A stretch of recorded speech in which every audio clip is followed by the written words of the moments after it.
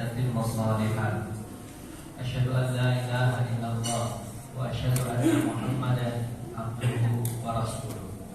Allahumma shalli wa sallim wa barik ala Muhammad wa ala alihi wa ashabihi ajma'in.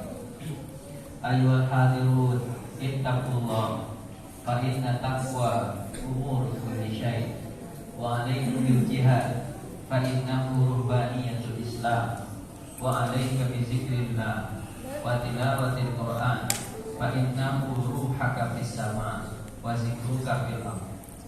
Allahumma ati nufusana taqwaha wa zakkiha wa anta khairu man zakkaha anta waliyuha wa maulaha. Allahumma alimna bima 'allamtana wa alimna bima yanfa'una wa zidna ilma.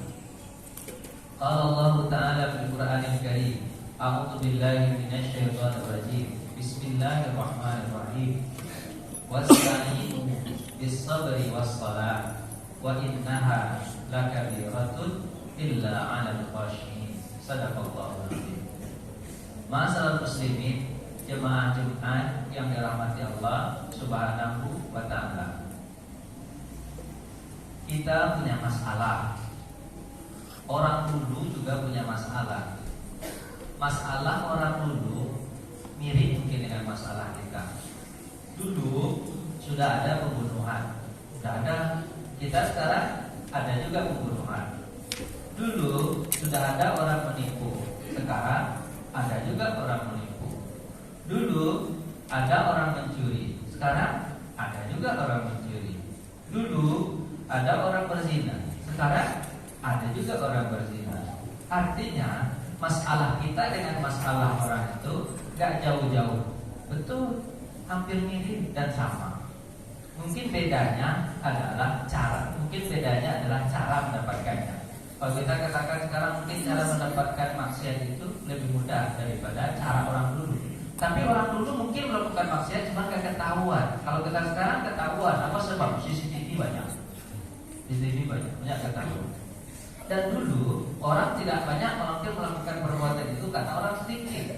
Sekarang orang sudah banyak, persentasinya mungkin sama atau bisa jadi masalah. Intinya masalah kita dengan masalah orang lain itu hampir mirip dan sama.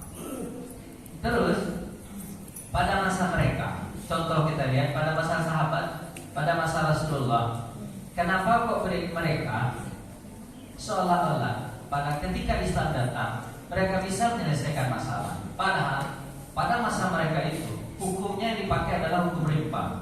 Yang kuat akan memakan yang lemah. Hukumnya hukum riba, masanya adalah masa jahiliyah namanya. Tapi ketika Islam datang, dengan cepat mereka bisa berubah dan bisa jadi baik. Kenapa? Karena jawabannya adalah mereka dekat dengan Allah. Mereka kalau minta, mereka gak minta kecuali hanya kepada Allah Subhanahu wa ta'ala. Wasta'inu bis-sabri was-salah wa innaha lakabiratun illa 'alal khashiyin. Coba kita lihat, ketika Nabi Muhammad SAW diangkat menjadi nabi, susah menjadi nabi pada masa Nabi Muhammad. Ketika dia Islam, Nabi Muhammad Islam, dia sendiri loh Pak, orang Islam. Belum ada yang masuk Islam ketika itu. Datang surah Al-Alaq, Iqra bismi rabbikal ladzi khalaq, khalaqal insana min 'alaq, Iqra wa rabbukal akram. Seminggu setelah yang itu turun, gak turun-turun ayat. Dan belum ada perintah untuk mengajak orang masuk Islam. Seminggu setelah itu baru turun surah Al-Mudaththir.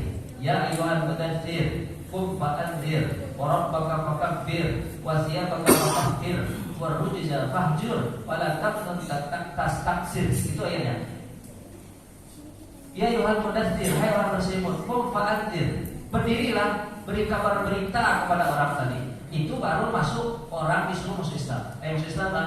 Itu ayat itu seminggu setelah surah Al-Alaq datang.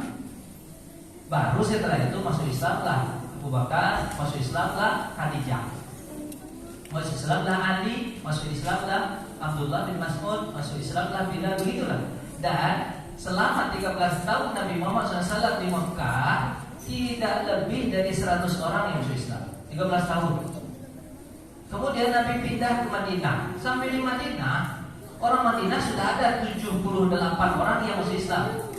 78 orang. Nabi pindah ke Madinah. Sampai di Madinah, 5 tahun pertama Nabi di Madinah, tahun pertama tahun kelima masih dikejar-kejar sama orang kafir Quraisy sampai perang Ahzab atau perang Khandaq. Setelah itu baru Nabi agak bebas sedikit berdakwah.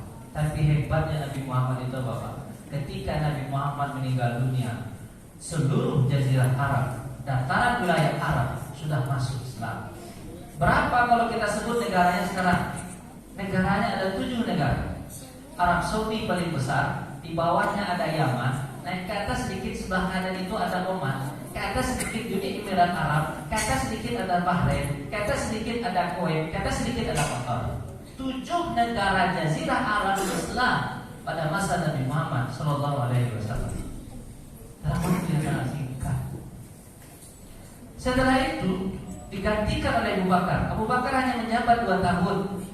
Tapi daerah Syam sudah masuk Islam. Syam itu kalau kita hitung sekarang daerah Syam itu 4 negara. Apa negaranya? Palestina, Yordania, Lebanon, Syria. Islam ketika Abu Bakar menjabat menjadi khalifah. Kemudian setelah itu berpindah kepada Umar bin Khattab. Umar pada masa Umar bin Khattab, daerah Afrika, benua Afrika Utara bagian atas itu Islam pada masa Umar bin Khattab.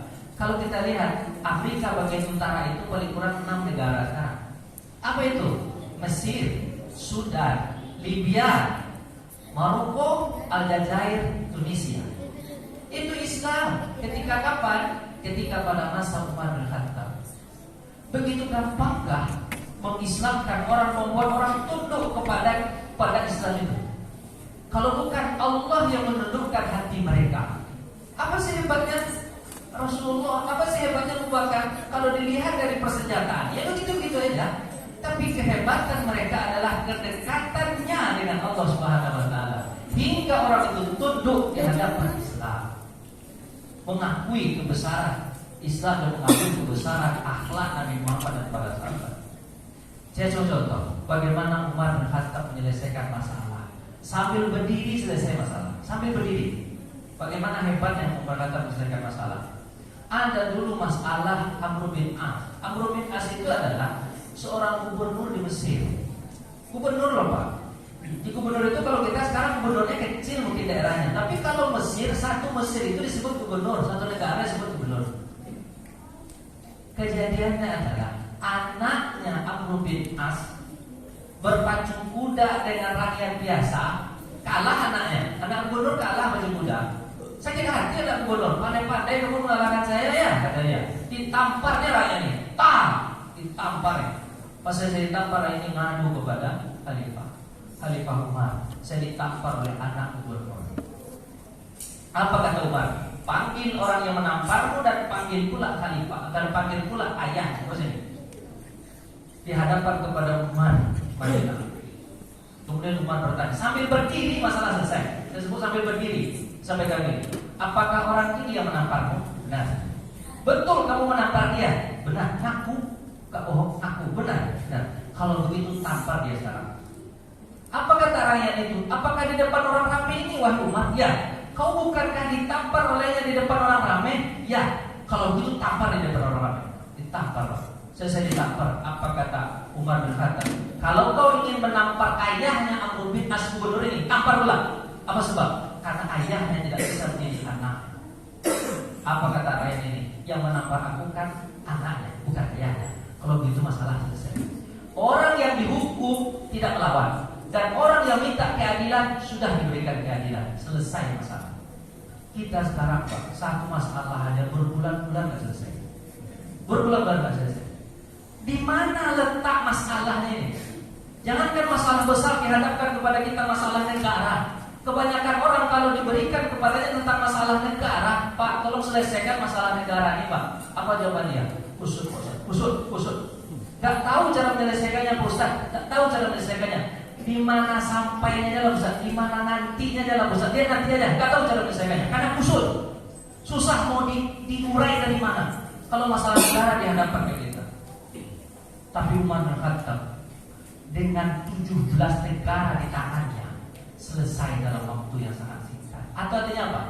Ketika gubernur-gubernur itu ingin diangkat jadi gubernur, dipanggil oleh Umar, "Hei, kalian ingin kuangkat jadi gubernur daerah di daerah itu. Nanti kalau kalian jadi gubernur, dengan apa kalian memerintah?" Apa jawaban mereka? Dengan Al-Quran dan As-Sunnah. Apa kata Umar? "Pergilah, kalian adili mereka dengan Al-Quran dan As-Sunnah." Masalah selesai. Ketika itu belum ada WA, Pak. Belum ada WA. Belum ada grup WA atau segala macam untuk bisa menyamakan persepsi. Tidak ada. Cuma satu persepsinya. Apa itu? Al-Quran dan As-Sunnah. Kita sekarang sudah ada grup WA. Grup WA kerjaannya berkelahi aja. Kalau tujuan untuk berkelahi, grup WA itu bubarkan aja grup WA itu. Apa gunanya? WA itu dibuat adalah untuk mempersatukan kita. Tapi heran, kata orang, kita banyak komunikasi, tapi miskomunikasi.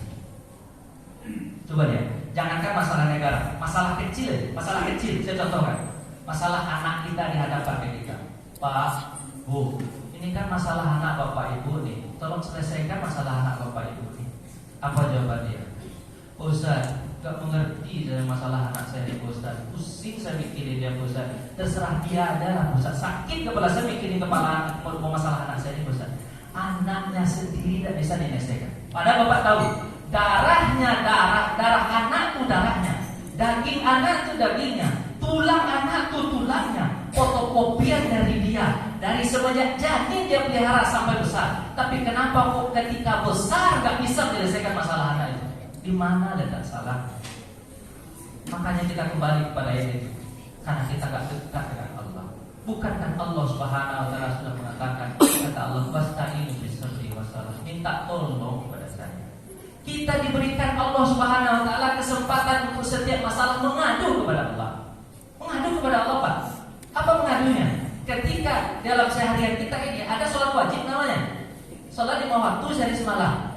Kalau bapak ingin tambah, dengan sholat apa? Sholat rawatib sesudah sholat dan sebelum sholat, qabliyah dan ba'diyah.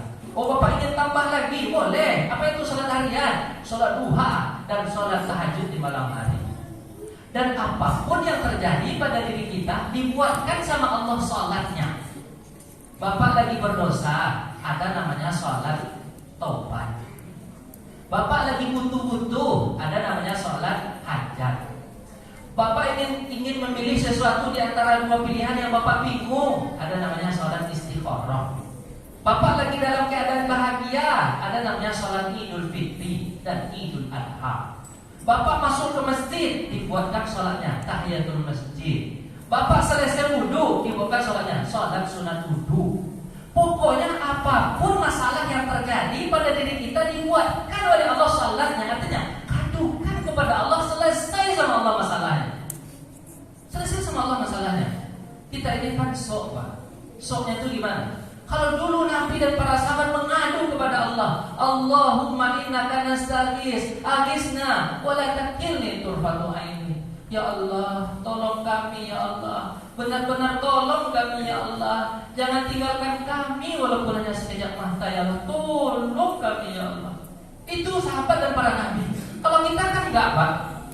Saya tenang ya Allah. Saya ini sudah S1, sudah S2, sudah S3, profesor saya ini ya Allah, tenanglah. Masalah itu selesai sama saya nanti. Enggak selesai masalah itu. Padahal dulu Bapak tahu, Abu Bakar, Umar, Utsman sampai di mana dia sekolah? Ada teman SD, Pak. Ada teman SD. Wajib belajar 9 tahun enggak juga, Pak. Enggak tamat kuliah. Belajarnya kayak kita aja nih, Pak. Belajar ceramah nih. Diceramahkan oleh Nabi, selesai masalah. Ini kita belajarnya ampun-ampunan, Pak. Pakai ini, pakai seragam dan segala macam, enggak selesai masalah. Apa sebab? Karena kita enggak dekat dengan Allah yang memiliki hati manusia. Jadi gimana cara? Jadi pokoknya Pak, kalau ada masalah, adukan semuanya kepada Allah. Semua masalah akan selesai. Allah buatkan sholatnya untuk kita. Sholat kadani, jangan mohon maaf nih Pak. Bapak habis nikah, habis itu malam pertama ada sholatnya di malam pertama ya. Bayangkan Pak, ada sholatnya di malam pertama sebelum Bapak bersenang-senang. Ada sholatnya di malam ini. Namanya sholat salat pengantin 2 rakaat. Bapak jadi imam, kemudian istri jadi makmum. Bapak sholat 2 rakaat. Setelah itu ada doa yang dibikinkan oleh Nabi Muhammad SAW. Apa doanya? Doa untuk istri kita. Allahumma inna nas'aluka khairaha wa khaira ma jabaltaha. Ya Allah, aku ingin betul ya Allah kebaikan dari istriku ini. Tolong timbulkan kebaikan darinya ya Allah. Wa na'udzubika min syarriha wa syarri ma jabaltaha. Ya Allah, aku takut keburukan dari istriku ini, dan aku berlindung kepadamu ya Allah kalau ada keburukan yang timbul darinya. Dihembuskan keningnya, biar hilang masalah penyakit dan segala macam pada istri kita. Ada sholatnya. Artinya apa? Seluruh masalah adukan kepada Allah. Cuma kan pertanyaannya begini, beda kita dengan mereka Pak. Kita sholat juga, mereka juga sholat juga. Cuma bedanya sholat kita dengan Abu Bakar beda Pak. Padahal Pak, kalau rakaatnya sama, Abu Bakar sholatnya berapa rakaat? Zuhur, tetap rakaat. Asar, apa rakaat? Abu Bakar juga rakaat, sahabat-sahabatnya rakaat. Orang-orang dulu juga sholatnya rakaat.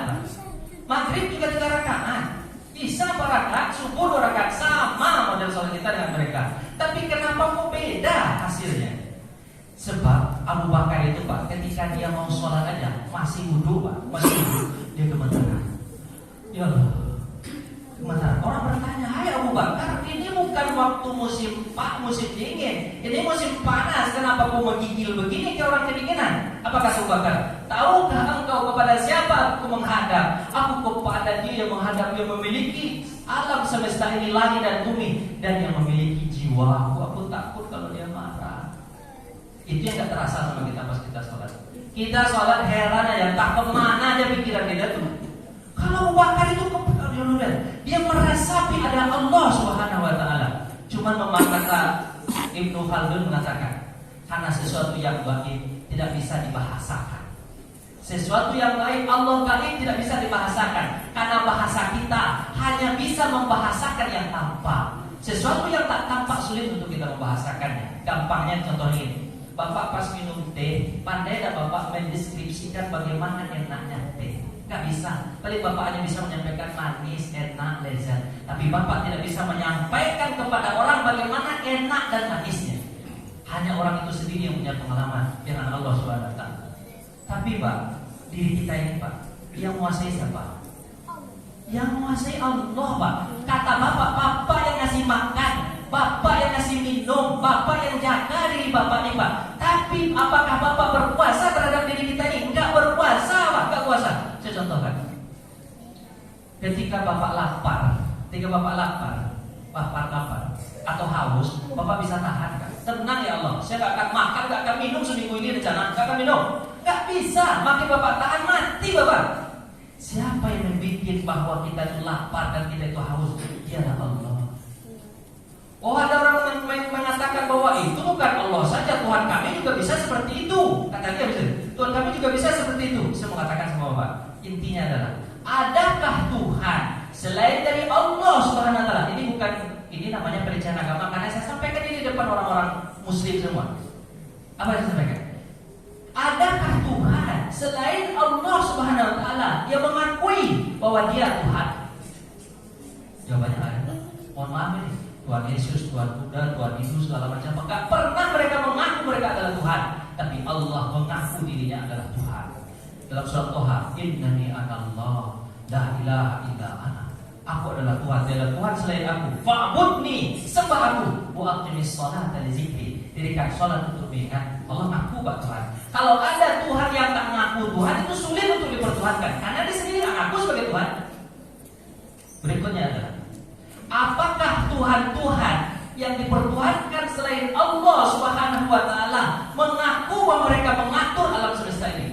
Gak ada yang mengaku mereka mengatur alam semesta. Tapi Allah mengatakan, akulah yang menghidupkan orang, akulah wa tasrifir riyah, akulah yang akulah yang meniupkan angin, akulah yang menurunkan hujan, akulah yang menumbuhkan tanaman-tanaman. Akulah, kata Allah, ngaku Allah.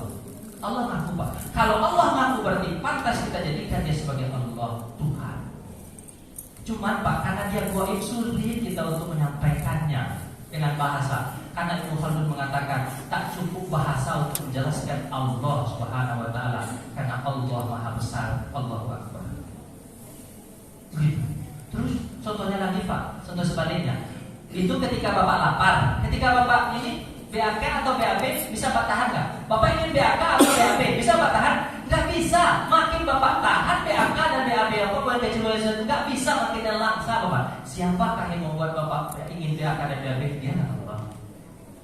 Contoh lagi, Bapak ketika tidur, habis itu ada teman Bapak di fotonya di share-nya ke orang lagi mengamuk. Nggak bisa kita melawan Pak. Tak kuasa terhadap diri kita. Tapi Allah ketika kita tidur masih Dia jaga kita, masih diberikan kita nafas, detak jantung kita juga ada. Kemudian masih diberikan kita kehidupan. Dia Allah Subhanahu wa taala. Terus Pak, Bapak harus yakin ketika kita sholat, adukan masalah kita kepada Allah, selesai masalah. Tapi kalau Bapak tak adukan kepada Allah masalah Bapak, kata Bapak yang hebat untuk menyelesaikan, gak akan selesai masalah.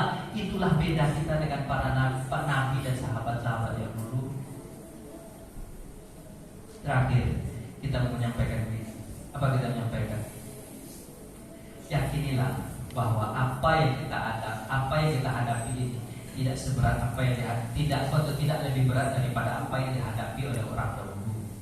Jadi adukan semuanya kepada Allah. Allah selesaikan masalah kita. Jangan kita tidak mengadu kepada Dia. Kita sok-sokan kemudian kata kita bisa menyelesaikan masalah.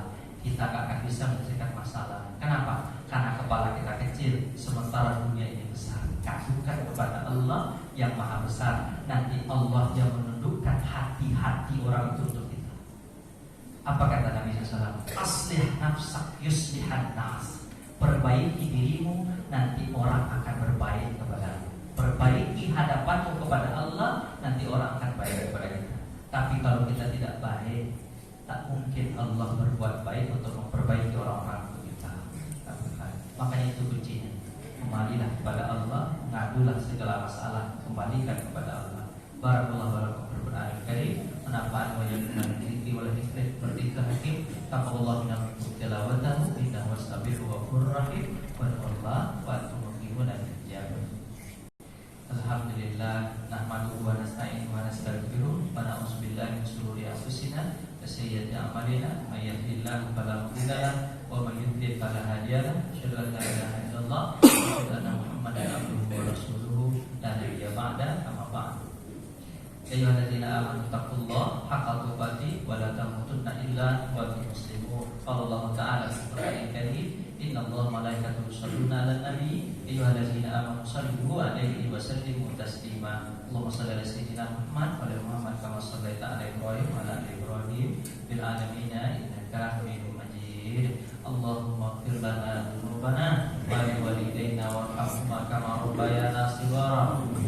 Allahumma innaka nastaghis aghithna wa la takilni turfatu aini. Ya Allah ya Tuhan kami, tolong kami ya Allah dari masalah-masalah yang kami hadapi ini ya Allah. Dari masalah diri kami, dari masalah anak-anak kami, dari masalah istri, suami kami, keluarga kami, dari masalah masyarakat kami. Selesaikan masalah kami ya Allah. Jangan Kau tinggalkan kami walaupun hanya sekejap mata ya Allah. Kami tak kuasa pada diri kami sendiri. Kau yang maha berkuasa terhadap diri dan alam semesta ini ya Allah. Allahumma la tada' lana fihi dzamban illa ghafartah wa la hamman illa farajtah wa la daynan illa qadaitah wa la maridan illa syafaitah wa la mayyitan illa rahimtah wa la hajatan min hawaiji dunya wal akhirah illa yasartaha wa qadaitaha ya rabbal alamin. Ya Allah ya Tuhan kami, di antara kami ada yang susah hatinya, lapangkan hati kami ya Allah. Di antara kami ada yang tidak bisa menyelesaikan masalahnya, selesaikan masalah kami ya Allah. Di antara kami ada yang menjadi anak dan istrinya, jadikan anak istri kami, suami kami soleh dan solehah. Di antara kami ada yang mencari rezeki, berikan kami rezeki yang halal ya Allah. Di antara kami ada yang sakit, sembuhkan ya Allah. Di antara kami ada yang sudah meninggal dunia, kasihanilah ya Allah. Lapangkanlah kuburannya ya Allah. Jadikanlah kuburannya taman dari taman-taman surga. Rabbana atina fid dunya hasanah wa fil akhirati hasanah wa qina adzabannar. Ibadallah, innallaha ya'muru bil 'adli wal ihsan wa ita'i dzil qurba wa yanha 'anil fahsya'i wal munkari wal baghi ya'idukum la'allakum